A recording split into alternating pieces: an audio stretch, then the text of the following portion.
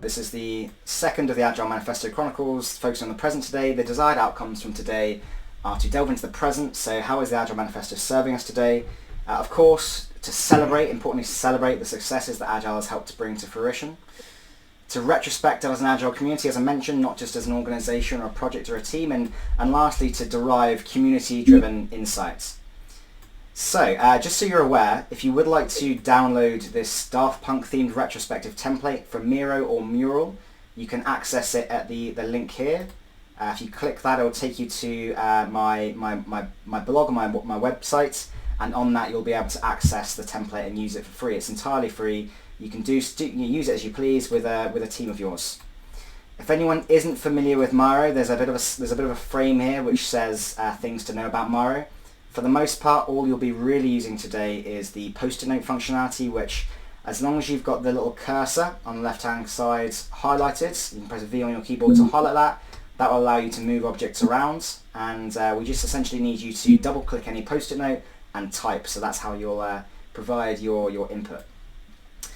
So as mentioned, we're doing a Daft Punk theme retrospective, and whenever I do a retrospective with any group of people, I always start by reciting the retrospective prime directive, and the reason for that is it's just to remind why we're here. It's not about blame, it's not about saying this went wrong and this person did anything wrong. We just want to retrospect, and therefore it doesn't matter what we discover, but we understand and truly believe that everyone did the best job they could, given what they knew at the time, their skills and abilities, the resources available, and the situation at hand. So with that in mind, the first question to ask as part of the retrospective, and sorry, before I kick on with it, does anyone have any questions before we start?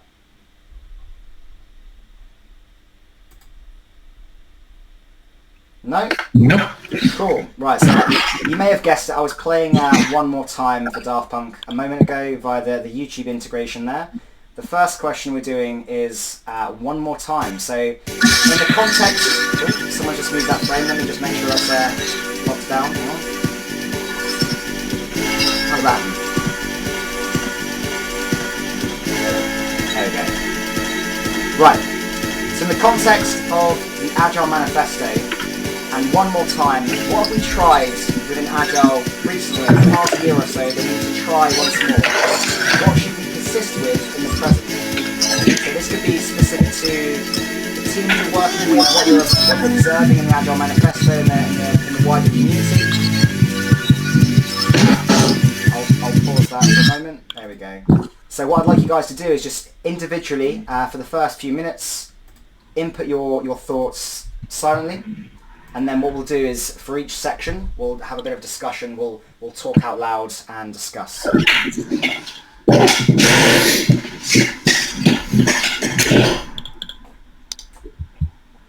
So someone's already put down, we need to persist more with self-organisation. And in fact, I think the recent Scrum guide has relabeled that, hasn't they? Scrum, it's become self-management rather than self-organisation, hasn't it?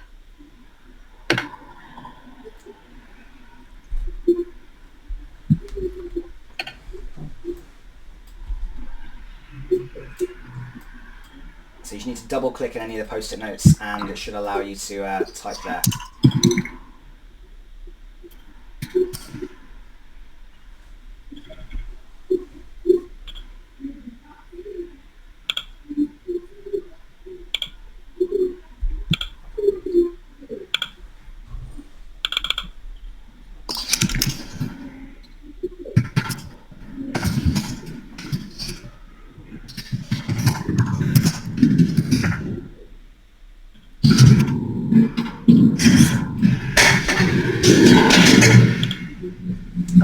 Okay, we've got more experimentation. Great. Maximising the volume of work not done. I definitely think we could do with more focus on that.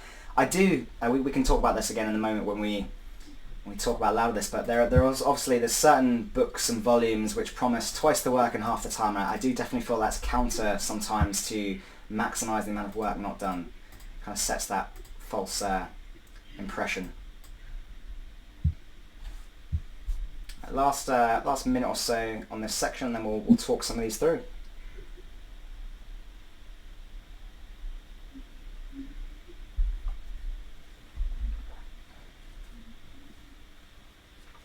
unless we've run out of things to add, in which case we can start talking about them sooner. It's up to you guys.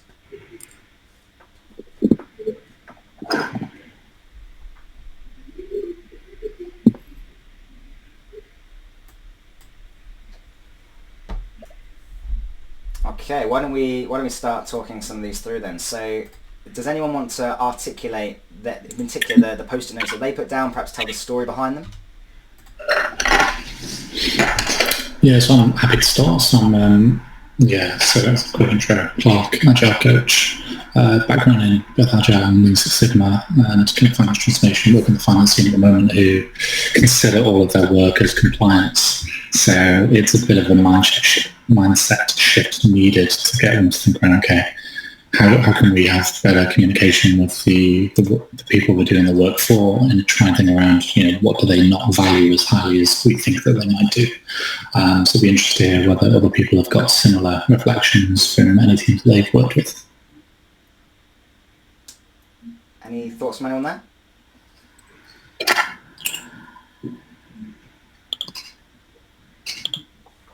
I can certainly offer my experiences. I think there is this, there's a lot of focus with other companies on, velocity and lead times and things like that, and there's probably too little focus on actually how often we engage with our customers, how frequently we're having that feedback loop, and therefore shortening that feedback loop can ensure that we're focused on the right things, we're getting and delivering value. So I like the concept of kind of citizen developers, having people directly from the business sitting with the teams on a regular basis, rather than it being, we're only going to demo to you once a month or once every 2 weeks or whatever it may be, getting them as close as possible. And I know that comes back to the Agile Manifesto, business and developers sitting alongside one another, working together frequently. There's probably too little focus on that.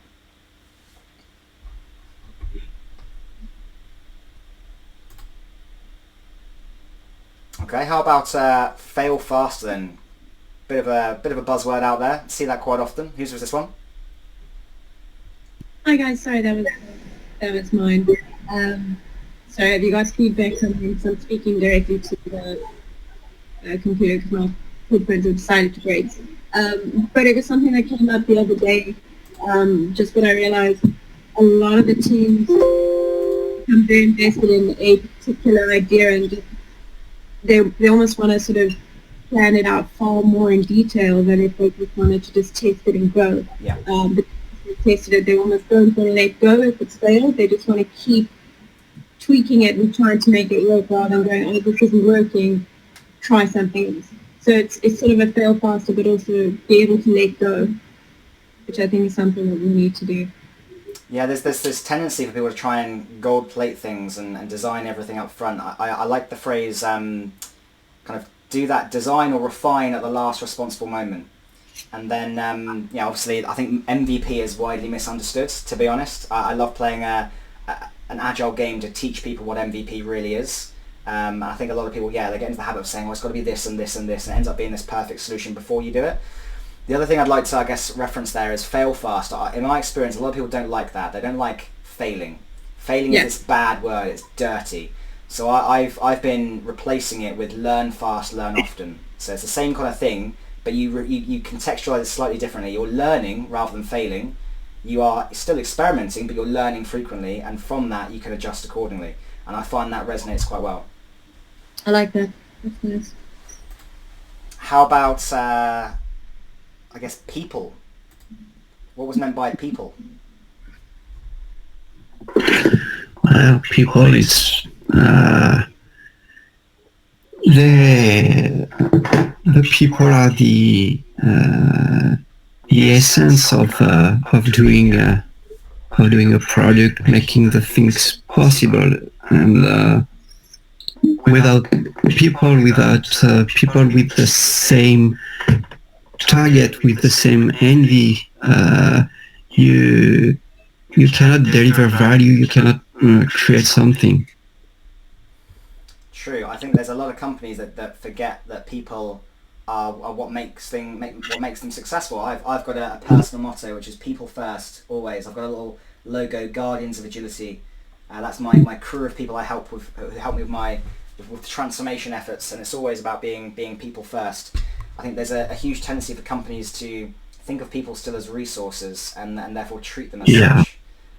So I'm always advocating against that. Right, last 20 seconds or so. Whose was keep it simple, and what do they mean? Can they give an example of where things should be?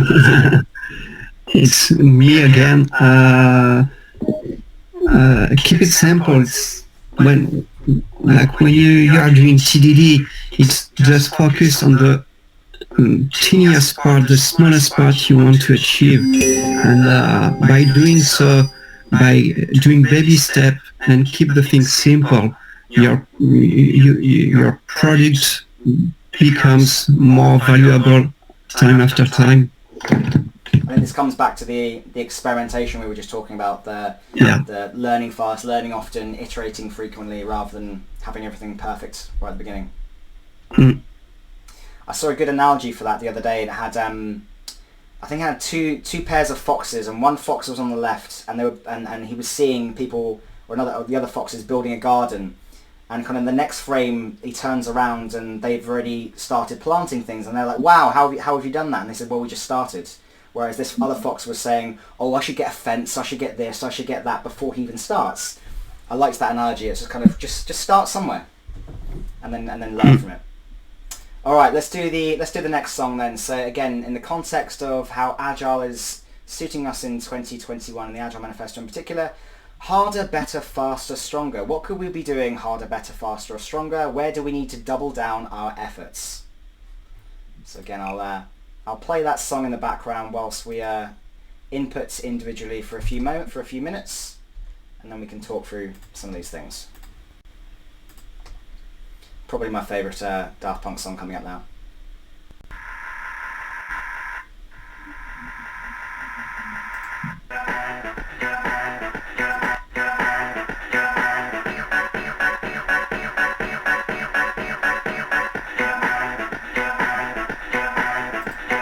So it should be here. Harder, better, faster, stronger.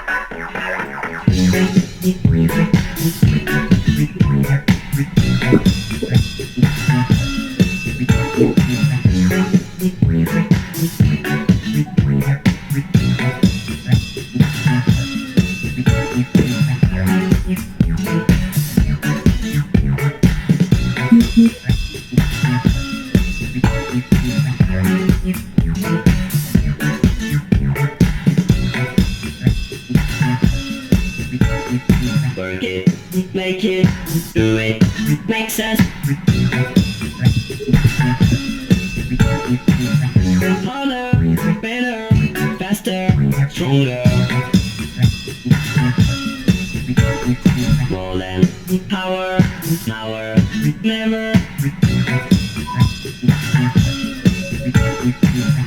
Ever after work is over.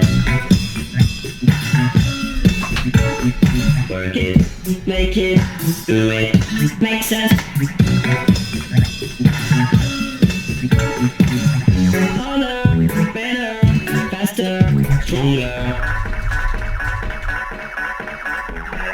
Work it, harder, make it better, do it faster, make sense, stronger. More than ever, hour after.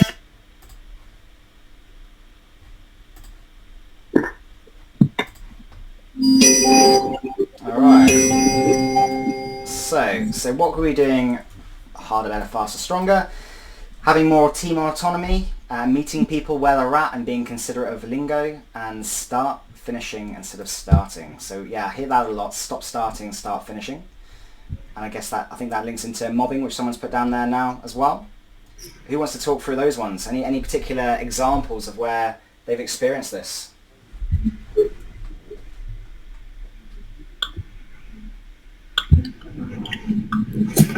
I mean, I can start. It's Nadine here, guys. So, well, in the past, well, even now, constantly, people are just, in teams, what they're doing is just giving the teams more work, and instead of like, okay, let's not concentrate on giving more work. How about we concentrate on just finishing instead of starting? What can we finish? And let's concentrate on our whip limit and see how we can actually improve what we're actually delivering. Does that resonate with anyone else? I see some nodding. Yeah, I think It must be only me then. No, it's definitely not only you. There's a team that I'm setting up at the moment who has been discussing WIP limit and saying, oh yeah, let's think around how it goes, and maybe we'll start off with collectively a WIP limit of 15, and if we can see people can handle more, then maybe we'll build it to 30 or 45. I'm like, no. Don't try and build your WIP limit as high as possible. Keep it at the limit and make sure that people are having a manageable period of work, so you can keep your Kanban board more like a motorway without the traffic. Yeah. I mean, I concentrate on saying one of the first questions in the daily scrum I get my teams to, and that I've been working with, it's like, okay, what can we finish today? Even if you're at the beginning, let's concentrate on what we can finish instead of starting and trying to get the team to self-organise themselves around the work. And so let's concentrate on what we can do, what skills do we have that we can achieve and fulfil ourselves. And I try to limit the WIP limit, one person, one WIP limit, and then take it and then experiment accordingly. Yeah, I'm a big fan of altering daily stand-up questions. I think there can be a tendency for it to just be, what did we do yesterday, what do we can do today, and then it feels status report-like. Answering what you did yesterday is pretty much irrelevant because you can't change that now. It doesn't influence anything. You can't change it. So I like questions like you've just mentioned there, Nadine, about focusing on what can we finish today, or what can I do to support the team achieve our sprint goal today. Those sorts of questions I think can be. They're things that you're capable of influencing change about. What do I need support on, for example? I think just altering the question can be quite useful. Well, yeah, I mean, the going back to the 2017 Scrum Guide with the 3 questions, they're just absolutely horrendous. I think Gunter will kill me if he heard me say that, but honestly, they're just so out of date and just so impractical. I mean, I just say, guys, look, don't even bother asking those questions because it's just pointless. I don't know so much. Just from my personal perspective, and I've worked with a couple of sort of quite young Scrum teams, and asking those 3 questions can really make them think, and getting them to really answer those questions and think about what did we actually complete, and then asking them, guys, when you say you're done, are you really done? Have you actually finished it? Are we moving it, or are we still busy with it? What is stopping us from completing it? Getting them to think in that mindset, I think the questions are still really relevant. I think for some of the bigger teams or some of the older teams, they're already in that mindset, and they might not need to ask those questions on a daily basis. Yeah. Sorry, Jess, I don't know whether it's just me, but and whether anybody else having this issue, but I can barely hear you. I don't know whether there's something wrong with my speakers or... Okay, it might be my speakers. You are a little quiet, but I'm able to make out what she's saying on my side. Sorry, guys. I will do my best to try and bring it closer. I don't know Let's have a quick discussion on the last one then. So meet people where they're at. Be considerate of the lingo. So can whoever put that one mind sharing what they mean by it? Yeah, so something for us to be cognizant of, which hopefully we all are, is that obviously when you're working with new teams who are very new to Agile, it can be very easy for them to be overwhelmed with the different language that we take for granted. So whenever we say we're going to set up a backlog, groom it, run a retrospective, and plan a sprint over the next X weeks, then that's a lot of new language for someone who isn't familiar with Agile to take in at once. So I always find it useful, as I'm sure many other people do, to not necessarily go in with all the language, but think around, okay, let's just get work on it, work visualized, make sure we've got a clear to-do list first of all, and then start building in the language once people are comfortable. Yeah, it can be a lot of buzzwords. One of the first things I tend to do when I start with a new company is, I guess, acknowledge that actually the Agile they may be doing, or the flavour of Agile that everyone's heard of, may be different for everyone. So you might have someone who's read a book on Agile, someone who's done a bit of a course in Agile, someone who's worked in Agile for years, but then there's all the frameworks out there. I don't know if anyone's seen the Deloitte Agile subway map. It's just got all these different terms everywhere, and it can be quite intense, quite a lot to think about. So one of the first things I like to do is just share a glossary of terms, just say, so that everyone's on the same, talking on the same hymn sheet. When we say this is what it means. and also not expecting everyone to obviously understand it all straight away. Right, let's move on to the next song then. Why don't we do Around the World? I quite like this one. So, around the world, what learnings can we leverage from around the world? So what have we seen externally, maybe through our connections on LinkedIn, through other webinars and things like that? What have you seen from around the world that may be outside of your organization that we should be trying from an Agile perspective? So this is just, leveraging the power of the community. So again, we'll have a few minutes of individual thinking.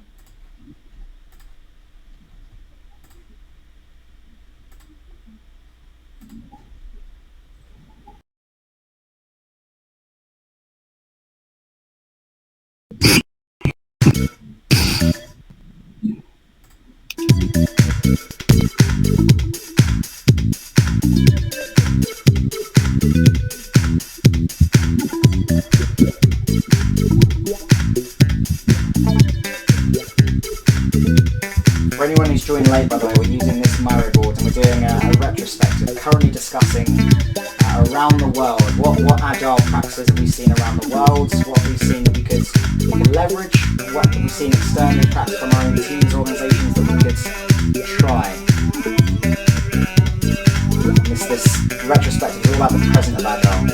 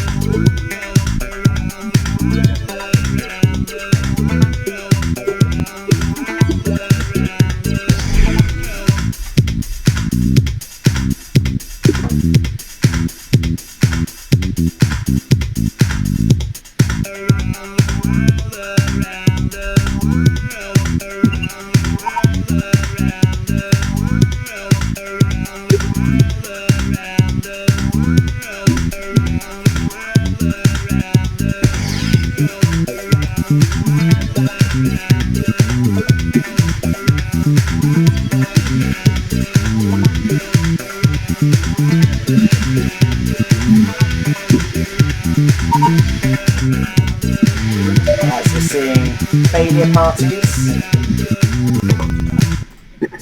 looking at the flow of work and not being afraid to experiment, and again, the theme around mobbing. Any others anyone can think of? So many things. So many things. So chuck them down, put them down. So many things that I would like to learn, but I don't know, like system thinkings, Wordle maps. I'm just going to type these down. I like Wardley Doctrine. Wardley Doctrine's pretty cool. Mm. To me, that's almost an alternative. I've seen Agile 2s come out recently, which is an interesting concept. All right, so Kneffin, Mr. Snowden. All right, so failure parties. Whoever put this one, I love it because I'm a huge fan of these.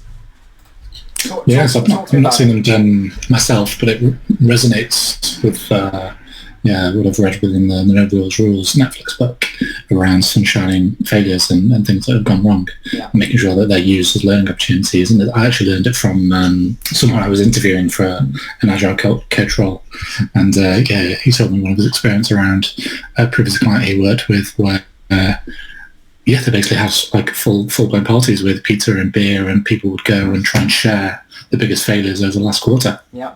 And obviously what you can learn from it and how that could be shared. Yeah, so I've been trying to create this similar sort of culture within the company I'm at the moment, and I've created Slack channels called Learn Fast, Learn Often. I encourage people on a weekly basis just to share failures, learnings, whatever it may be. I've tried engaging other Agile coaches. I've kind of tried to kick off a failure swap shop where people share war stories, and often I find even Agile coaches who kind of profess this fail fast thing, they're not willing to share those failures themselves. So there's still this stigma around it. There's still this perception that if you failed, it's a bad thing. Whereas for me, it's just a learning opportunity, and it's that mindset shift, isn't it? I'm probably going to kick off another one of those now that you've mentioned it. I'll try another failure swap shop on LinkedIn and see what happens. You can you can respond as well. I did I was on a podcast not too long ago, I think with Vasco Duarte as part of his Scrum Master Toolkit podcast, and on that it was talking about failures. And I also I did this series of videos called the Agile or my 7 sins, my Agile sins, and I was talking about failures in that as well. So I'm a big proponent of sharing war stories. Oh, holocracy! Who wants to talk me through holocracy? Holocracy, it's constitutional management. I just want to read it. I just talk about it with some friends. I like the way I like the how do you say that? I like the possibilities of the holacracy, because all the decision making is about everyone involved in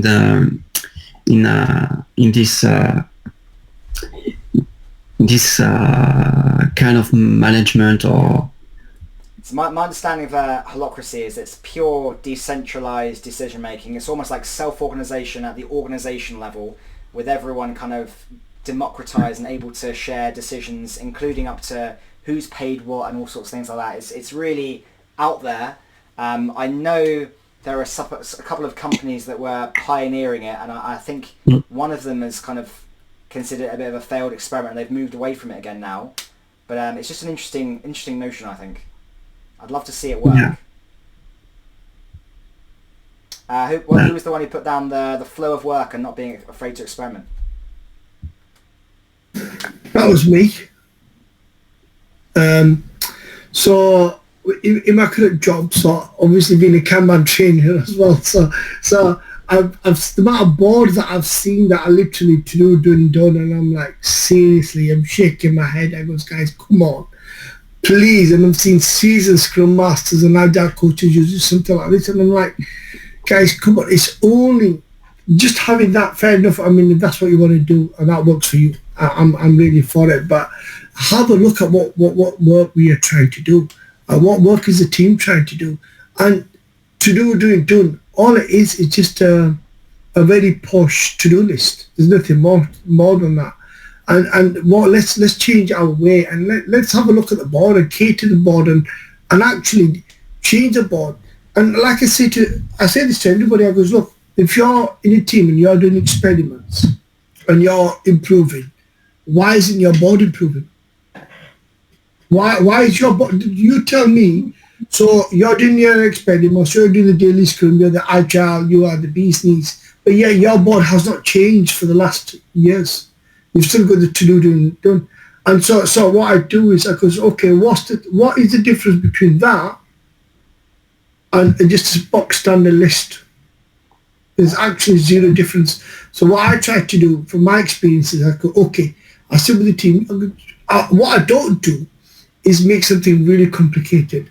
So the to-do doing done, what I might do, add maybe one column to it.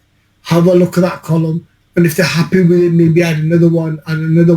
Over time, and sometimes, I mean, I've created one for a large organisation now. It takes about 1.5 years just to get the team thinking about it. Well, it's interesting that I think it's a fair observation. I personally feel that nothing should be absolved from continuous improvement, and that comes down to. I think genuinely, if any of the frameworks out there for Agile were truly Agile, in their implementation plans somewhere they would include some sort of checkpoint which says, is this framework even for you? Should you try an alternative?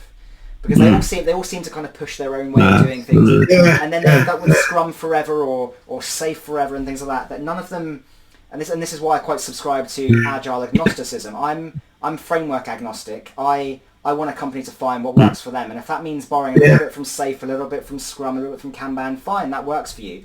I think a lot of these frameworks out there, they're great as starting points.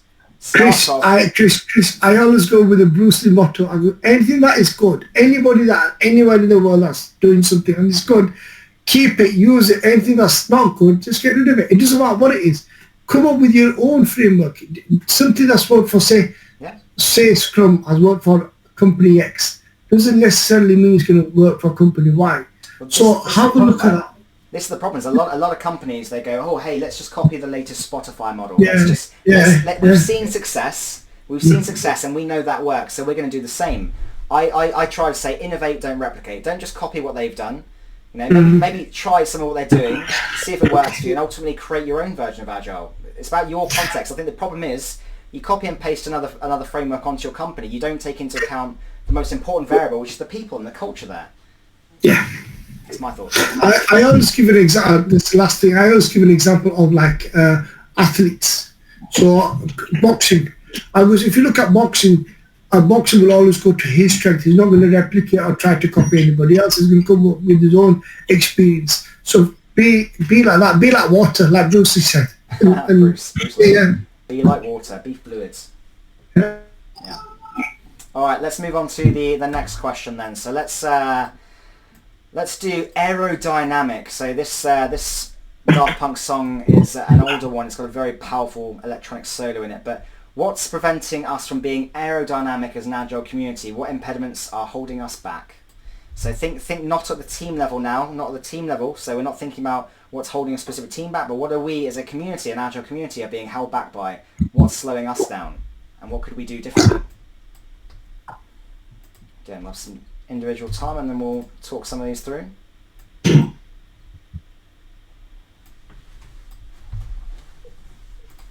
See if I can find aerodynamic.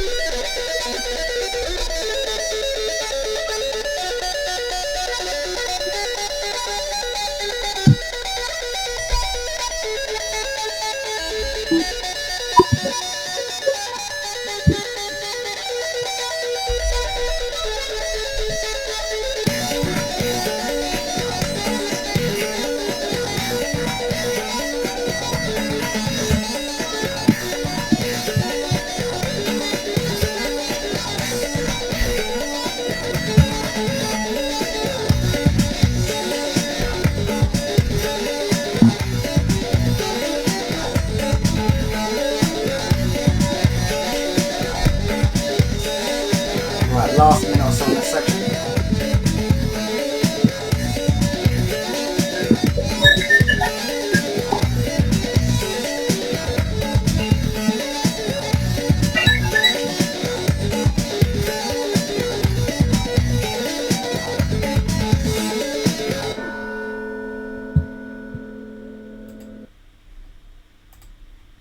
Alright, so what we've got so far, we've got evangelism, too much Agile, companies not wanting to evolve and culture that doesn't change, people scared of being courageous, Conway's Law, coaching. Probably need a little bit more detail on that one to understand it. We'll talk that through in a minute.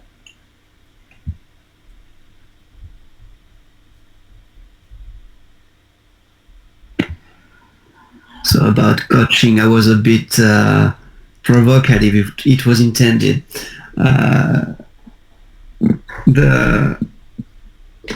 The fact is that when I was facing agile coach in a different project I've been working on, they were not acting like coaches. They were just there to apply what the company wanted them to apply. So instead of the team and telling them where they could go to or what they could be better at. They were just saying, do this like that. You know what I mean? Yep. Seen that, so that's kind of almost project managing or kind of forcing a certain direction. So someone being hired in as a coach, but then actually being told they need to just force this change, rather than trying to coach those execs or those leaders that have asked for that. Perhaps that's not the best way of approaching things. How about evangelists? Talk me through evangelism. Yes, that's probably linking back to one of your earlier points around the benefits of being framework agnostic, because you get some people who will go in as an agile coach and be so dedicated to a particular framework, which might not necessarily be the right one. Yeah. And I even remember in a quite a significant team call on my current client where there was actually a debate between two evangelists, which completely derailed a whole call of about 60 people. So it's always good to be flexible and always good to start as a learner and think around what works in each situation. In the interest of failure swapping, I've made that mistake in the past myself. I've gone into a client and I've gone, I know it works because this has worked for me before, and I'll push my own agenda and I'll try, because I've seen it, I know it works, it'll work again was my assumption. So I've made that error. I don't do it anymore. I'm now more outcome focused. I'm now framework agnostic, but I've definitely made that mistake. I feel like it's a learning curve that you perhaps go through as a coach. There's a tendency to stick to what you know rather than embrace the kind of the unknowns or trying different things.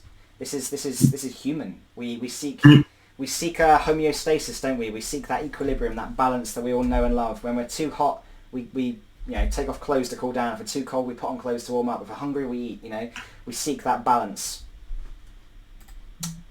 Too much agile. Whose is this one? All right, guys. I really hope you can hear me now. Yeah, okay. Awesome. So it kind of goes back to what Clark was saying.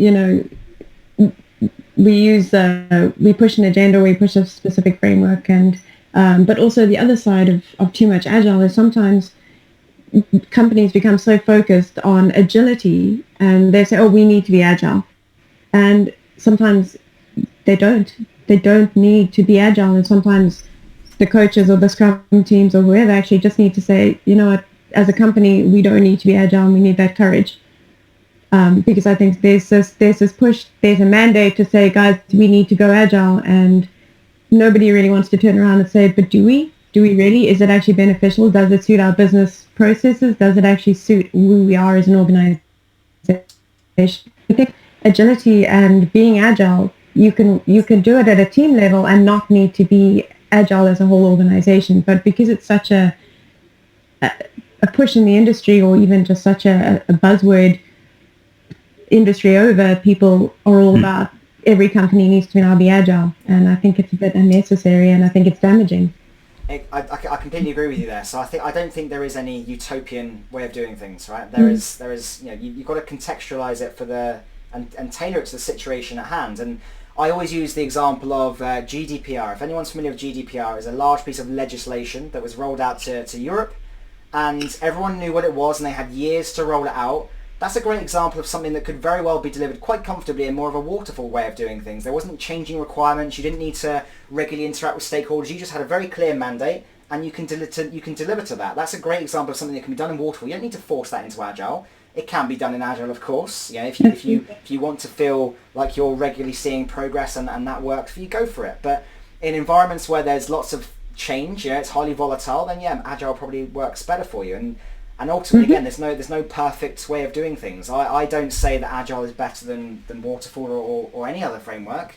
I just say, hey, I've seen it work very well, and I can coach you to do it better. Absolutely. Scared of not being courageous. Whose is this one? That's mine.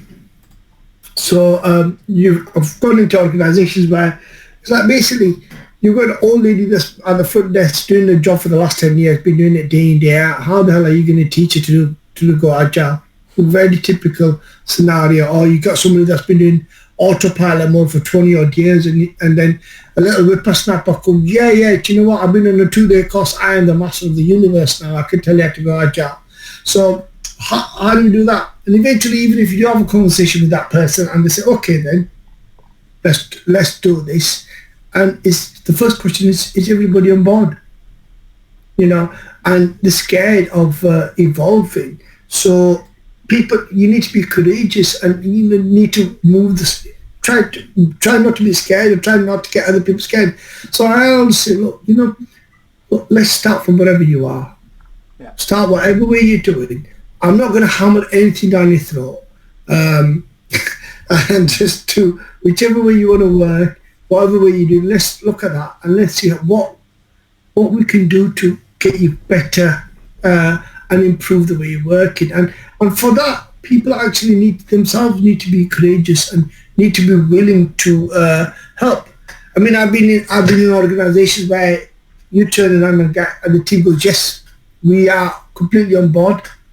And then all of a sudden they're just not willing to help you or willing to change at all. And it's just a lose-lose situation. What's that great image you see where it's kind of like someone standing on a soapbox and they're saying, who wants something? And everyone puts their hand up.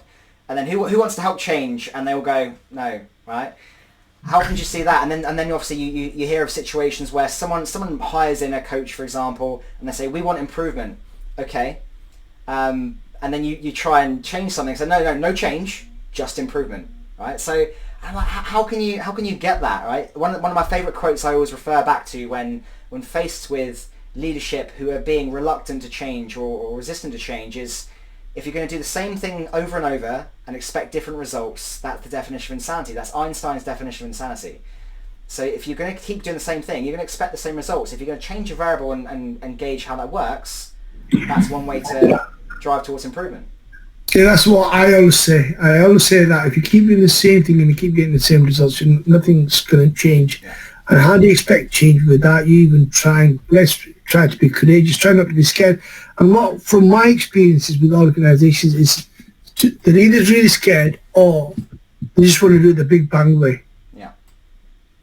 Right. Last section then for tonight, so we're running short of time. So it's veridis quo. This is the Latin for where goest thou? Where are we going next? So what do we envision for the next few years with regards to the wider Agile landscape, the Agile Manifesto and its uses, and the Agile community?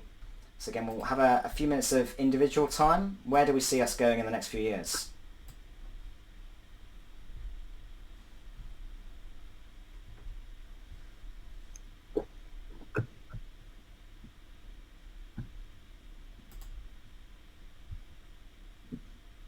Interesting. Hybrid models.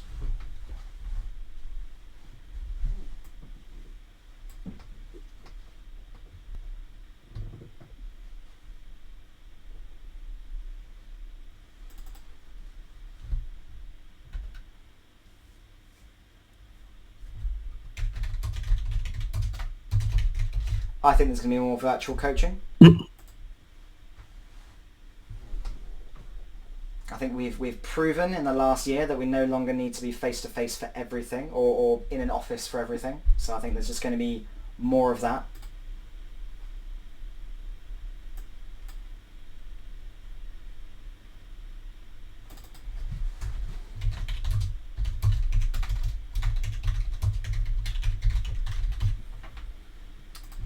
I've seen increasingly roles like head of remote collaboration and things like that. I think that's going to play a part. Might even be a chief role in that respect, chief of remote collaboration.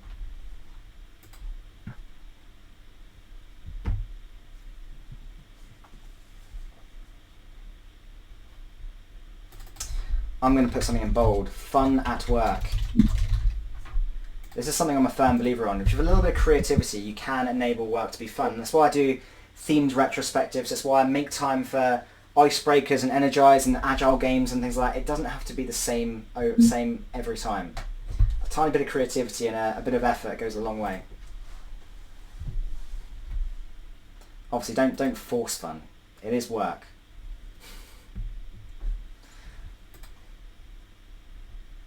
So I love that you've got the face-to-face will come back. So you've got a counter-argument to mine.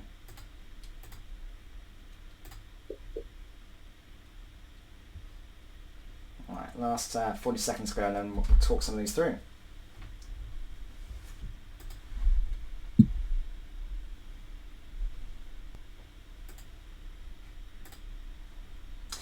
I keep looking at you, Clark, and thinking you remind me of Paul Rudd.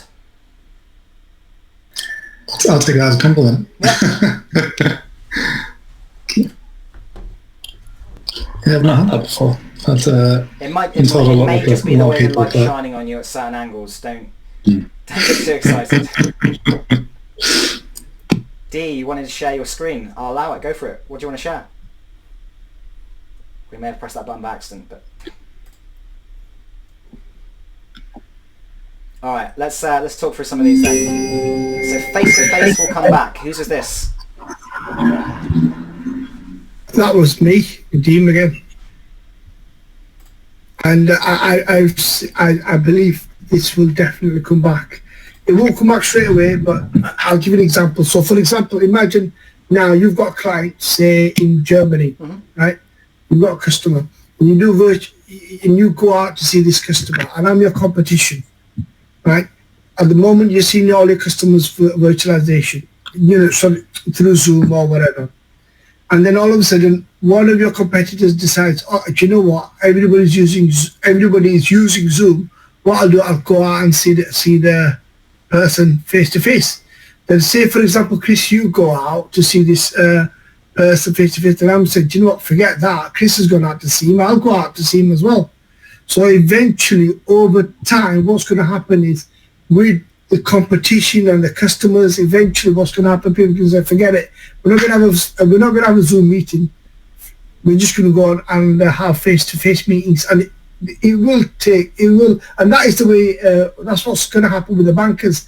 So I was talking to Deutsche Bank as well, and they said their exact same policy was we're going to be doing Zoom, but the moment lockdown finishes, face-to-face will open up. And I'm like, well, why though? And they said, well, if our competitor goes and sees our client or a future potential client, we're going to do the same. And so you're saying market demands, like supply and demands, and it's going to go towards... of course, yeah. I mean, sorry, go on. I was going to say, my challenge to that is it's all well and good me going face-to-face, but if the majority of the team that I'd then be working with is still either co-located or partly remote, when I hear the phrase, if you've got one or two people remote and everyone else in the office, you're basically having to work in a remote way anyway. So what's the value in me then being face to face if you've got half the team here and half the team there? The way I'm looking at it at the moment, I'm looking at it from a completely different level to where you're looking at it. I'm looking at it from getting clients in, right? But from a team perspective, at the moment, yes, you can have people co-located. It's obvious that people can work throughout the world, but as we all know, face to face still beats or trumps working online. Well, one of the interesting things that I think is difficult virtually is establishing trust. You know, you've got that old way of doing things where you'll meet someone, you'll shake their hand. There's a physical, tangible experience to it. There's more skin in the game, literally, and you can develop trust a lot easier. And then you compare that to the virtual way of working, where it's bouncing between meetings. You're perhaps not having those conversations but by the water cooler on the way to a meeting room, so you're not developing those relationships as easy. I mean, if you look at Chris, if you look at this team right now, there are several people here, but 3 of us have got our cameras turned off, including me, and 4 of us have got our cameras turned on. So you do not know what my facial expressions are or what I'm doing. You can only hear my voice. Again, eventually, if this is your team, would you get sick of your team? Would you say put your camera on? Is somebody going to turn around and say, mate, I don't want to put my camera on, or whatever? So again, face-to-face will come up. Well, it depends on what you mean by face-to-face, right? Arguably, most of us right now are face-to-face. We can see each other. We're not sitting opposite one another, but we can see each other. Physically. But this is what I'm getting at, is that on the panel discussion that was on the other day, again, one of the Agile Manifesto creators, he was saying, hey, face-to-face is this. Like, we're talking, we can see each other's facial expressions. This is face-to-face. It doesn't literally mean physically opposite one another. We're still having that interaction. When it comes to enforcing people on camera, that's not something I'm a fan of. I don't tend to abide by that. But what I do tend to say is if you've got a happy team, usually they'll go on camera with one another. If they've got that psychological safety and they're happy working with one another, usually they will. There may be the odd scenario where they don't, but I would argue if you've got a team that just sticks to voice only, there's possibly a reason for that, and then it might be something you want to investigate. Right. What else have we got? People accepting a hybrid model. Let's just talk through this last one. Whose was this one? Whose was this? That was me again, but I'm going to keep quiet this time. All right. All right. Anyone else want to share any of theirs? Inclusivity. Whose was this? That was me. Different people from different culture, from different social level achieve so things with greatness, and this is just fantastic. So I believe that we should and we could and we would be more inclusive. Yeah. We already started, but we have to work on that. Yeah, there's still a long way to go on it. I'm a fan of the book Rebel Ideas by Matthew Syed, and that talks all about inclusion and diversity, and it actually argues that we have evolved to be the way we are because of that diversity, because we've been able to share ideas with one another and propagate those around the world, and we are social creatures. We want to do that. Yeah, I think that is something I completely agree with.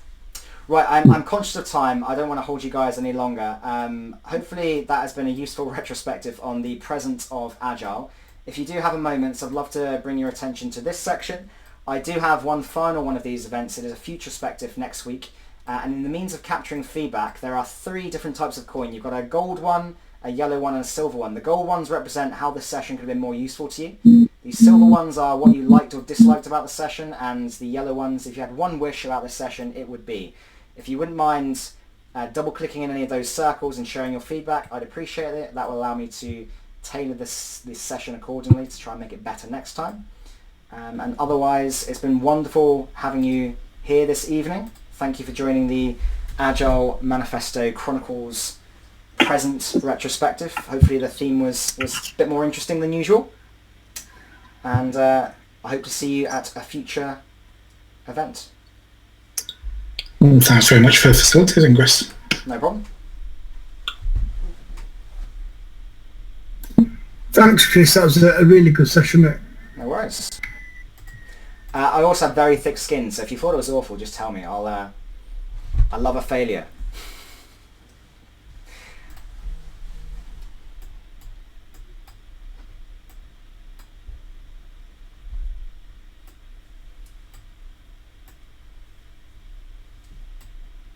What have we got?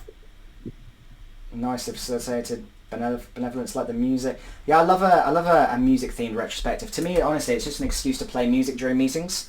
I've got a Queen themed retrospective I've created. I've done a Taylor Swift one. I think I've got one of the teams I'm working with at the moment. They've requested a Prodigy theme one, so I'm building that in the next few weeks.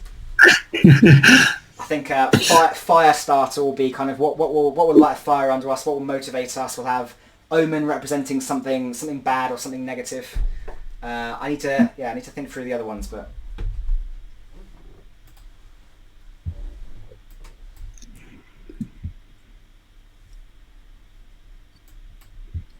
if you put Prodigy, I will be too excited. I won't be focused on the on the whole thing. Yeah, they're a little bit loud, but that's why it's background music rather than something that dominates. I'm going to share, just before I go, the link to the third retrospective around the future of Agile, so that you guys have access to it in case you want to attend.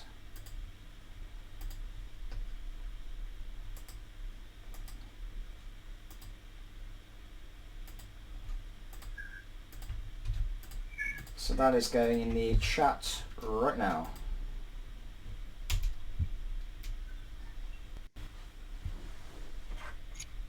Should be on its way.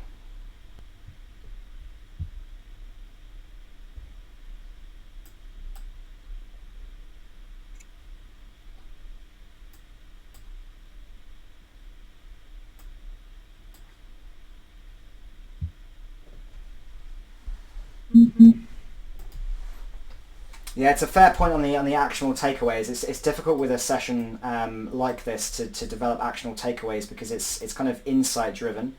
Definitely feedback to take on board though. I was dabbling with the idea of trying to make these retrospectives about actual takeaways, but hopefully just the discussion and the potential insight from others proves helpful to some.